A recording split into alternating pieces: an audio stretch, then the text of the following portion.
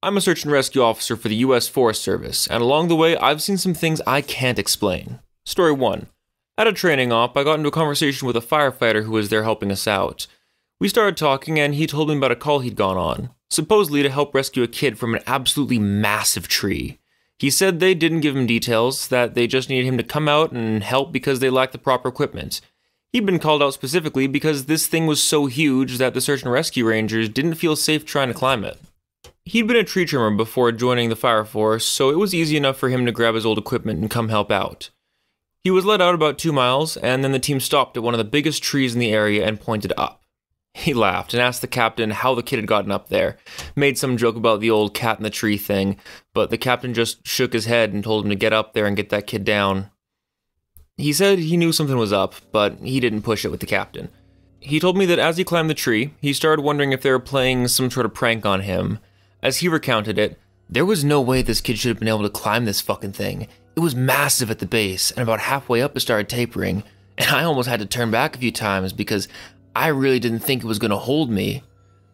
But I kept going, and when I was just about the top, I saw this flash of blue in the branches.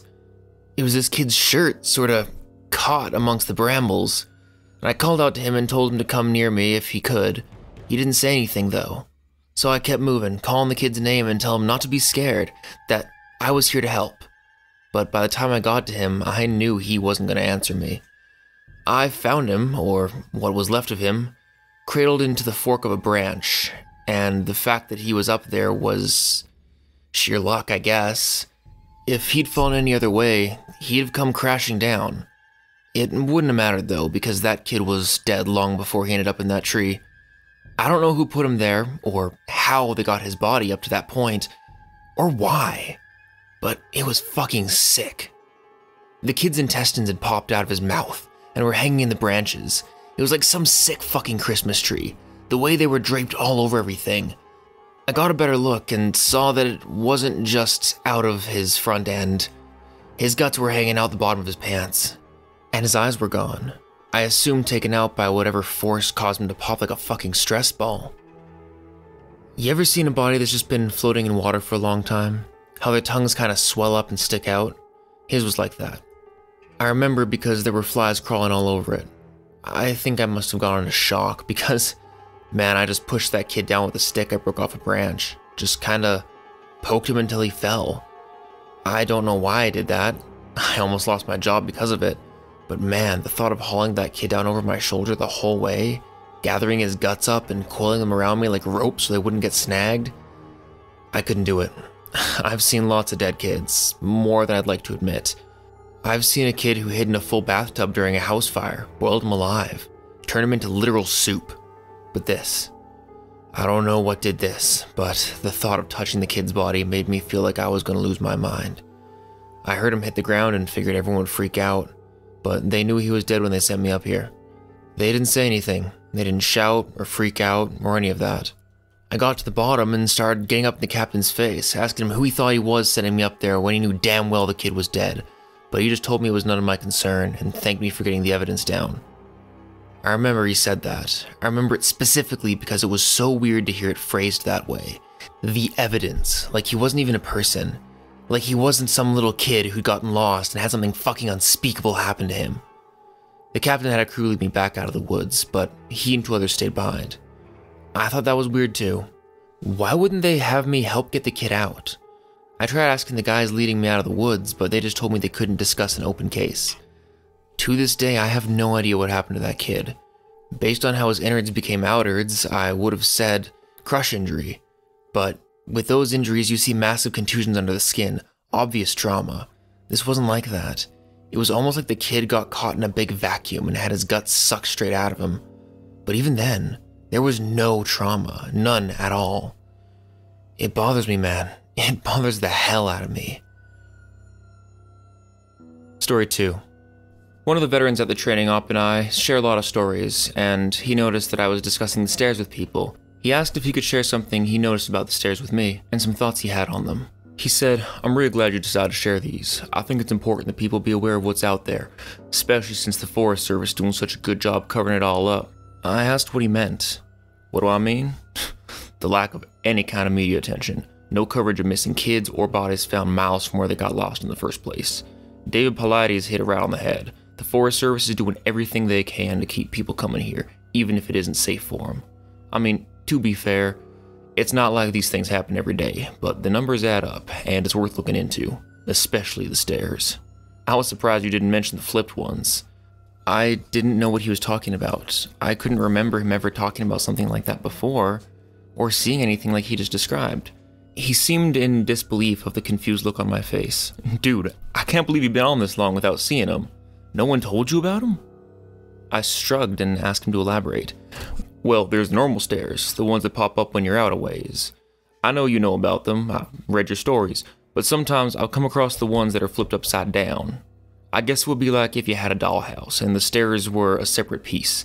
Now take that, flip it upside down so the top step's stuck in the dirt, and put it out in the middle of the woods. They're like that. I don't see them often, and they're pretty odd to say the least. Makes me think of footage taken after a tornado, when houses are all blown apart and random things are left standing, like chimneys and garden walls. Those ones freak me out more than the normal ones because I can't really write them off so easily. I don't scare very easily, like most of us who work out here, but that idea stuck with me, and it bothers me. I've never seen these upside down stairs, and I've been at this job for the better part of a decade. As we talked more, he went on to mention the man with no face that the climber encountered. He said, I was on a training exercise a few years ago. I was camped out in my tent and I heard someone walking around outside the camp. We were told not to wander far, which you know, so I wondered if maybe it was a rookie who'd gotten up to pee and couldn't find his way back. Remember that guy in our group a few years ago who almost fell off a damn mountain? Yeah, well, I'm paranoid about that happening again, so I got up to see what was going on. I went to the edge of the camp and called to whoever it was, told him the camp was this way, but they kept going out into the woods. So I went after him. I know, it was stupid, but I was half asleep and I just really didn't want to deal with some idiot getting hurt. I followed this thing on a dead straight course for about a mile, and then it stopped on the edge of a little river. I could see the outline of it because the water was reflecting the moon, and it looked just like an ordinary guy. He had a pack on, and it looked like he was facing me. I asked if he was okay, if he needed help or was lost, and he cocked his head like he didn't understand me. I always have my pocket knife on me, and it's got a little thumb light attached to it, so I turned that on and lit up his chest so I wouldn't blind him. He was breathing slow and deep, so I wondered if he was sleepwalking. I went closer and asked him again if he was okay. I moved the light up and something didn't seem right, so I stopped. He kept breathing in this real slow, deep breaths, and I sort of figured out gradually that that's what was bothering me. It was like he was pretending to breathe, but not actually doing it. His breaths were too even and deep, and all his movements were exaggerated, like his shoulders going up and his chest moving. I told him to identify himself, and he made this muffled noise. I moved the light up, and I shit you not, this guy had no face, just smooth skin, no features at all. I freaked out, and I sort of fumbled my light, but I saw him move towards me without actually moving. I don't know how to explain it, but 1 second he was at the edge of the river about 10 yards down, and the next he was 5 feet from me. I never looked away or blinked. It was like he moved so fast my brain couldn't keep up. I tripped and fell on my ass, and I could see this line on his throat open up. It stretched up to his ears, and his head tilted back, and he smiled at me with his throat. There wasn't any blood, just this gaping dark hole. And I swear he smiled at me with this gash, and I got up and ran as fast as I could back to camp. I couldn't hear him following me, but I had this feeling the entire time that he was dead on my tail, even though when I looked back, I couldn't see him. I calmed down when I got back to camp, and thank God the fire was still going. I guess that pack mentality of being where the people were made me stop and breathe a little. I waited by the fire to see if he'd followed me there, but I didn't hear anything else for a few hours. So I went back to bed. I know, it sounds weird, but the whole thing was just so surreal that it was almost like I immediately wrote it off as my imagination. And to this day, I can't explain it. Sometimes I can't even believe it happened. But it's there in the back of my mind, and the story never changes. I've told people this before, and whenever I recount it, they say it was the exact same too. It's there, but it doesn't feel like it should be, you know? At this point, I could tell he was getting a little bit choked up, so I didn't press any further. That was the end of his story, and it was enough for now. I thought maybe I'd discuss it with him later, but if he didn't want to talk, he didn't want to talk. Story 3. We were telling ghost stories one night before bed, just to scare each other and poke fun at whoever got creeped out. Most of the time it's the rookies, but one woman told a story that actually managed to get under my skin a little bit. Like I said before, I don't scare very easily, but I know this story was getting to others too. She said it was a true story, but then again, every ghost story told around the campfire is absolutely true. Yeah, alright. Somehow though, I didn't think she was making this up. It had that ring of truth that only really traumatizing events have. She said when she was a kid, her and her friend used to go out to the woods behind her house a lot. She lived in northern Maine. What's there was a lot of dense, unpopulated national forest. She said the woods up there aren't like they are here. They're so thick in places that the trees block out the sun almost completely. She and her friend grew up there, so they weren't scared of being out there alone, but they did always maintain a sense of caution in certain areas. She said it was never really talked about, but they always knew not to go more than a mile or two beyond their homes, and to always be home before dark. The adults never said why, but it was an unspoken rule that no one ventured out that far. She and her friend made up stories about bears as big as houses that lived out there, and they would scare each other by hiding and making growling noises while the others searched for them. She said one summer there was a series of awful storms that blew down a lot of the trees, and set one part of the forest a few miles behind her house on fire. Fire crews got it under control, but she said some of them came back not quite the same. It was like they'd been to war. You could tell who'd really gotten scared because they had this same look on their faces, this look of shell shock. She said they were walking like dead people.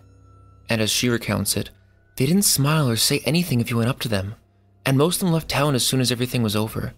I asked my parents about it, but they said they didn't know what I was talking about. Once everyone was told the woods were safe again, my friend and I decided to try and hike out to where the fire had been. We didn't tell our parents where we were going, and it was pretty exciting to think that we were disobeying them like that. That was kind of my first taste of rebellion. We hiked out about a mile or so, and we started seeing burnt trees and stuff. I remember my friend got really upset because we found the skeleton of a deer curled up under a tree, and I practically had to drag her away. She wanted to bury it, but I didn't want her touching it because its antlers were weird. I can't remember why, I just remember thinking that there was something wrong with that animal, and that I didn't want either of us going near it. The further we went, the more burnt everything got. Eventually there was no standing trees, and it was like being on another planet. Almost nothing green, just brown and black everywhere. We were standing there looking at it all, and we both heard someone shouting in the distance. I panicked because I thought it was my dad, and that he was going to tell me that I was grounded for going out so far. My friend broke off and went to hide behind a big rock because she said she didn't want to get caught out here. Her parents had forbidden her to come out into the woods at all, and she lied and told them we were going to see a movie. I followed her and we kept listening. I could hear this voice getting closer, and I realized they were calling for help. I thought maybe it was some hiker who'd gotten lost and maybe needed directions back to town. That used to happen all the time, so I was used to helping people out. So I started calling out to him, and I heard him following my voice, so I kept calling until I saw him running in the distance. He got closer and I could see that his face was all red. I had told my friend to give me her pack because she had a first aid kit, and she made this noise like she was grossed out. She asked if I saw his face. I told her to shut up, and I jogged up to meet him. I stopped about halfway, and when he stopped in front of me, I could see that his nose and his lips and part of his forehead were all just gone. It was like they'd been sliced clean off. He was bleeding bad, and I saw that the knees of his pants were red too. I took a step back, but I was too scared to move much. He grabbed my shoulders, and it felt like I got a shock. He jerked back and started babbling. I couldn't tell what he was saying, except that he kept asking how long he'd been gone. He asked me where his unit was, but I just shook my head. He looked me over and he saw my Walkman and screamed. He just kept babbling and touching his face, and I realized he wasn't wearing the right clothing. He had some kind of weird gray cloth jacket and almost formal pants on. The jacket had these weird buttons with red borders on it, and I kept shaking my head and told him I couldn't understand what he was saying. I went to open the first aid kit, but he just screamed again and said, "Don't touch me. You'll make me go back there." After that, he ran off, and I could hear him screaming the whole time. When I couldn't hear him anymore, I turned around, and my friend was crying. I just started walking back towards town. She asked me over and over what had happened and who that was, but I didn't say anything. When we got home, I told her that I didn't want to play in the woods with her anymore. And we're still friends to this day, but we don't talk about that guy. Not ever. This has been part 5, only one more part to go. And I don't really have much to say besides those rules in story 3 about not going out too far, coming home after dark. Those are real things, actual unspoken rules that you kind of learn when you're a country kid. My girlfriend grew up out in the country. In fact, a couple girls I've dated have. And that was the rule that they had, was when the porch lights come on, it's time to come back. And as such, you never venture further than the porch lights can be seen from. So, don't forget to like and subscribe if you enjoyed this content, and hit that bell so you get notifications whenever I post something new. Also, don't forget to give OP some love. I've gone back and linked every article to its respective video in all of the past videos, as well as in this one for part 5. And at some point in the future, I want to make this series a regular weekly thing. I might make a whole separate channel for that, so make sure you hit the bell to get that notification. And if you don't want to be getting non-horror related videos, which is most of the content on this channel, leave a comment in this video or in one of the past parts, and then I can reach out and let you know when that new channel's been created or that new series has started on a regular basis. And so with that said, I'm ReddList. I hope you all have a great rest of your day, or night, and I will see you next time for the final installation, part 6. Sweet dreams.